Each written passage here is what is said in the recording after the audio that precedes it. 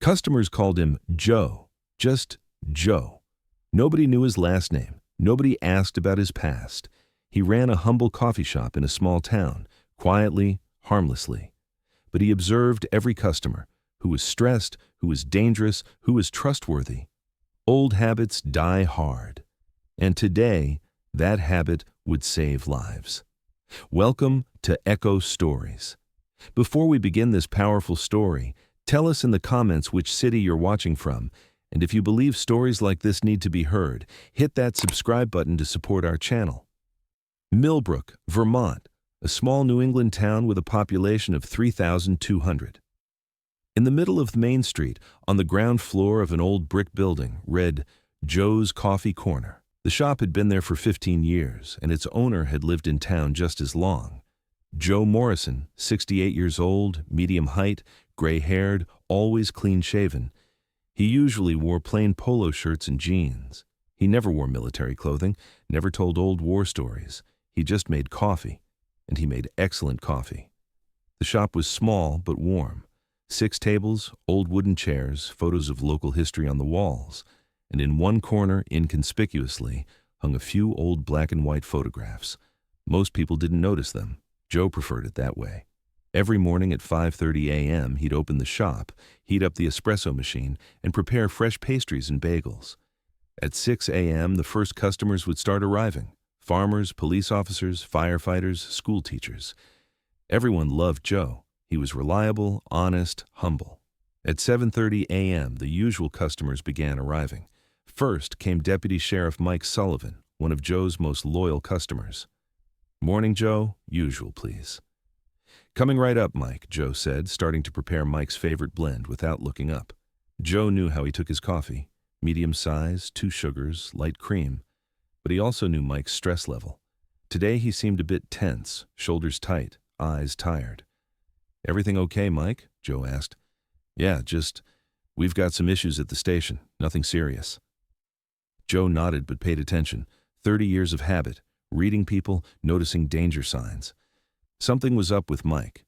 The second customer was Mrs. Henderson, a 75-year-old retired teacher who came at the same time every morning. "Good morning, Joe, dear. How are you today?" "Good morning, Mrs. H. Chamomile tea, right?" "You know me so well." Joe smiled. He watched Mrs. Henderson, too. Today she was moving a bit slower, gripping her cane tighter. Her arthritis might be getting worse. At 8:45 a.m., 2 new customers entered. Joe had never seen them before. 2 men in their 30s, dressed casually, but there were details that caught Joe's attention. The first had a phone-shaped bulge in his right pocket, but something else in his left pocket, probably a gun. The second kept checking outside, counting cars in the parking lot.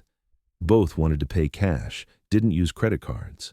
Joe served them coffee, acted normal. But internally, alarm bells were ringing. These men weren't police. If they were police, they'd act differently. But they were armed and strangers to the town. "Nice little town," said one of the men. "Yeah, very quiet. Bet nothing ever happens here," the second added. Joe just smiled and nodded. "Pretty peaceful, yes?" But in his mind, he was taking notes. These men were planning something. And Joe's instinct to protect the townspeople awakened. At 9:15 a.m., a group of children from the local elementary school passed by the shop. They were on a school trip with their teacher, Miss Sarah. Joe watched them through the window. The 2 strangers were also watching the children, and Joe realized this wasn't normal curiosity. They were paying too much attention, recording too many details. "Excuse me," Joe said to them. "More coffee?" "Sure," said the first. "Those kids from the local school?" "Yes, elementary school. They do walking tours sometimes." "Must be nice, small town life. Everyone knows everyone." Joe's attention sharpened. These questions weren't casual, but he stayed calm. "Yeah, it's a close community." Just then, a cell phone rang. One of the men looked at his phone, made eye contact with his partner. "We should go," said the second. "Yeah, things to do." After they left, Joe immediately called Deputy Mike. "Mike? Joe here. Can you swing by the shop when you get a chance?" "Sure, Joe. Everything okay?" "Probably nothing, but I'd like to talk." 15 minutes later, Mike arrived. Joe took him to the back room.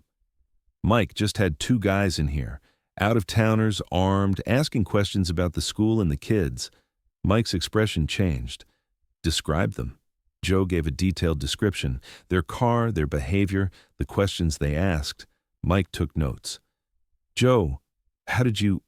how are you so sure they were armed? Joe hesitated. He'd lived in town for 15 years, and nobody had ever questioned his past. But now it was time for explanations. Let's just say I have experience reading people. Mike looked carefully. What kind of experience, Joe? The kind that keeps people safe. This answer didn't satisfy Mike, but now wasn't the time for questions. I'll run their plates. Check with state police. You did good, Joe. At 2:30 p.m., Joe temporarily closed his shop and took a tour around town. Old habits were returning. Reconnaissance, threat assessment, exit strategies. Near the town bank, he spotted the cars he'd been suspicious of. 2 men were sitting inside watching the bank. Joe observed from a distance. This was preparation for a bank robbery.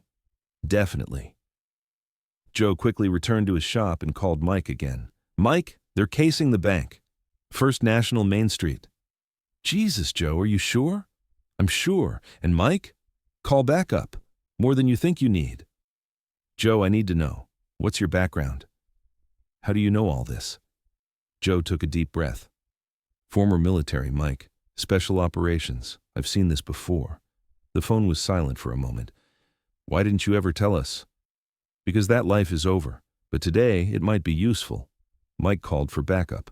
Vermont State Police, Sheriff's Department, even notified the FBI. But for small-town police, this was a major operation. Joe made Mike an offer.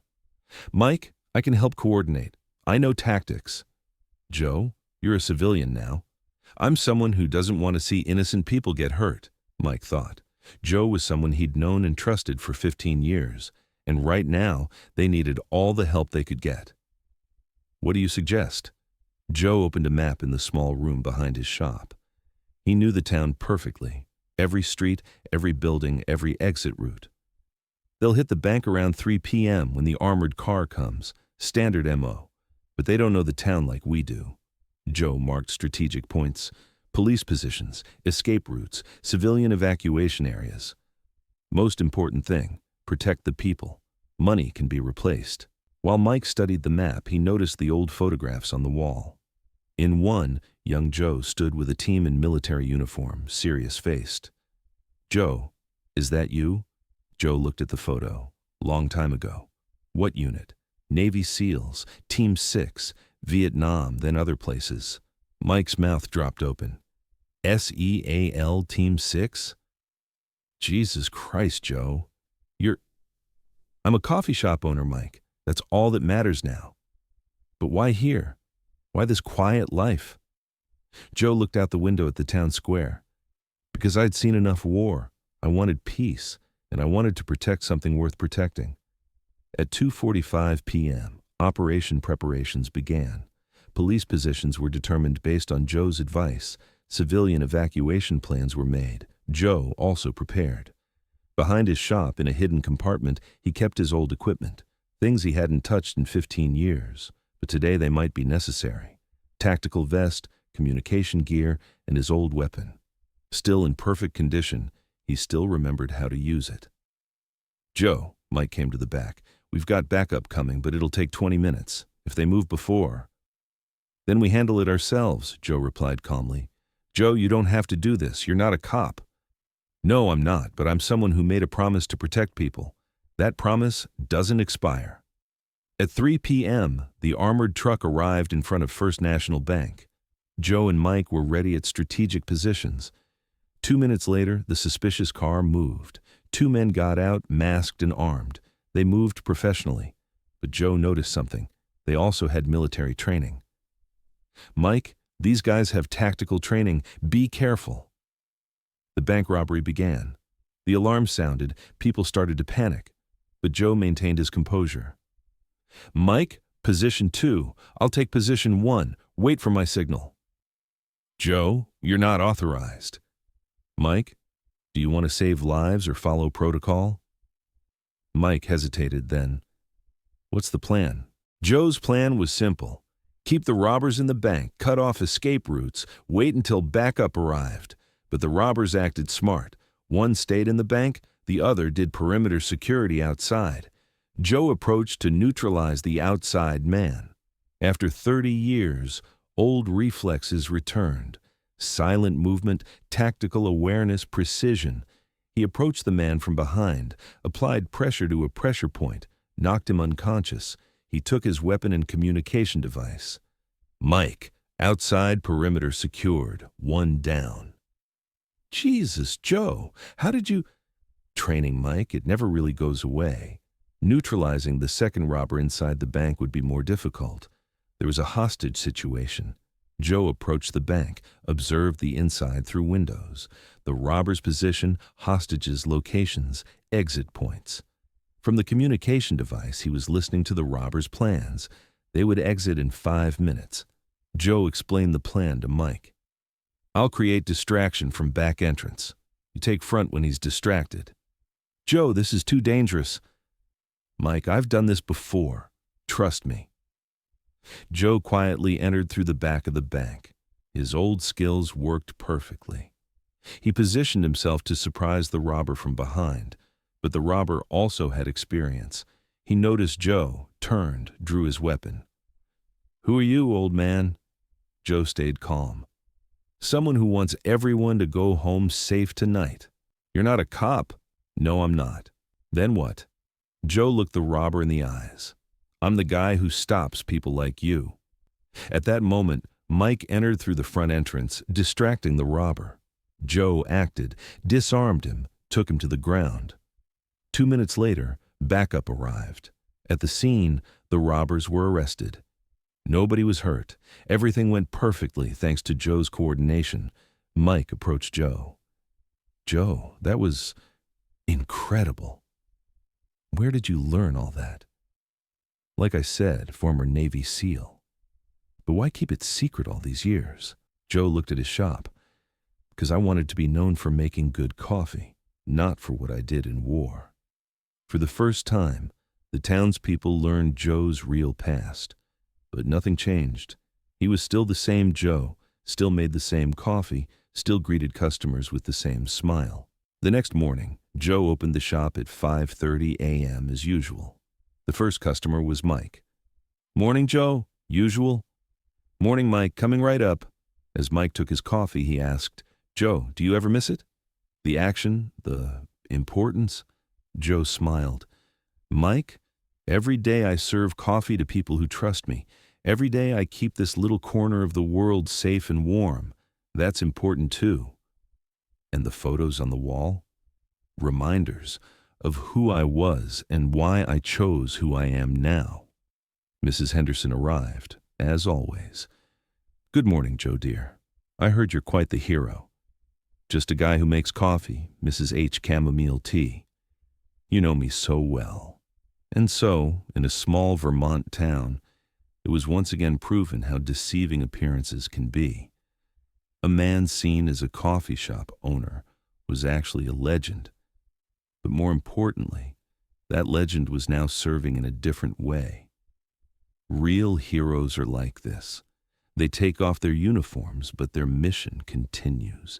They no longer fight on battlefields, but in coffee shops, to warm human hearts, to preserve community spirit. If this story meant something to you, share your thoughts in the comments. If you believe stories like this should continue to be told, support Echo Stories by subscribing. See you in the next video. And remember, the ordinary-looking person next to you might have an extraordinary past. Everyone has a story, and that story deserves to be heard.